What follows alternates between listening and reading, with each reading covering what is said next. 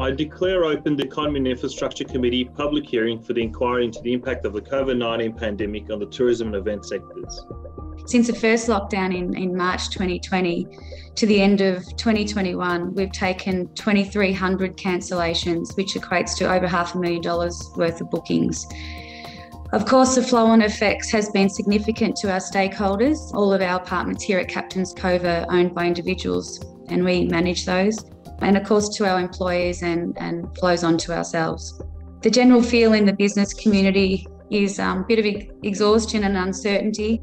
Obviously, the last few years has been very challenging in Gippsland, especially we've had direct fires in Walhalla in early 2019. Then there was fires in further east in Gippsland in late 2019. Then, of course, in early 2020, we've had COVID come into being, and we were closed down at our business on the 23rd of March and didn't reopen until the 1st of December 2020. So for basically 7 months, we were closed.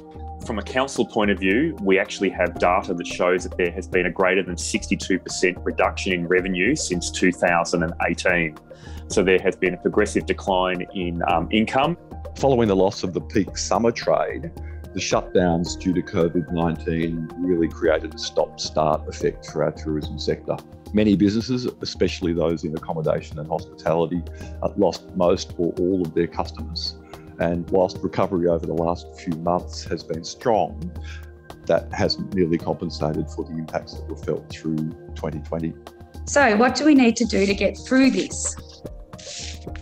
Could we have created a travel bubble instead of shutting down when the closest case was 3.5 hours from us? If Gippslanders could have travelled within Gippsland, I think that would have really helped the situation. Do we have to close down the state when there are cases in Melbourne? We take a statewide approach instead of focusing on hotspots. The real thing is we need to have a strong level of surety. This last circuit breaker is extremely challenging, partly because we don't have JobKeeper or any kind of funding behind us. So I think we're entitled to, I've applied for $7,000 as a regional accommodation provider, but I'm up to my losses are teetering on $50,000 at the moment. So I'm about $43,000 shy of what the funding gets. I'm aware of several business owners who simply haven't been able to open, or they've had to restrict their hours of opening because of the lack of availability of staff. We have one new operator in a lovely restaurant called Pier 70 on the foreshore at Painesville who couldn't even reopen during the last lockdown because he couldn't get staff, he couldn't get kitchen hands and that sort of thing. When Melbourne opens up, we're surely going to be busy. People are travelling to our region for the first time because a lot of the time they won't want to go interstate, they can't go overseas. And for our region and for our business, it's such an opportunity. So the challenge is to get these people to return.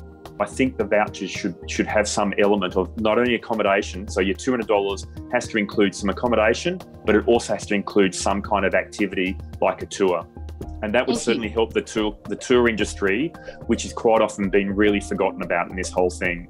The opportunities that I see coming out of the pandemic, and I guess I've always had the view that recovery from these kinds of things isn't actually about just getting back to where we were. It's actually raising the level of where we want to be. And that for me, recovery is much more about how do we facilitate further growth in our visitor economy, not just get back to where we were. And you probably hear this time and time again from the regions, but investment in tourism infrastructure is what we're always on about.